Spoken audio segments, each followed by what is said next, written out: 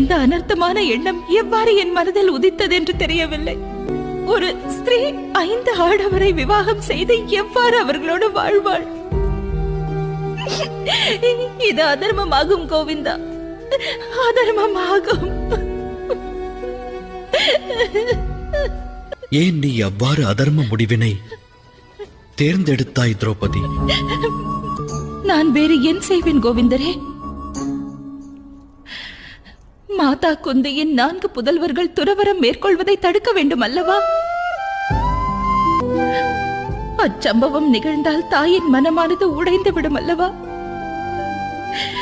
அனைவரும் என் நலனுக்காக அவரவர் ஆனந்தத்தை தொலைக்க எண்ணினார்கள். அவ்வாறு இருக்க சுயநல எண்ணத்தோடு நான் எவ்வாறு செயலாற்றுவேன் கோவிந்தரே? தன் சகோதரர்கள் 4 துறவரம் பூண்டு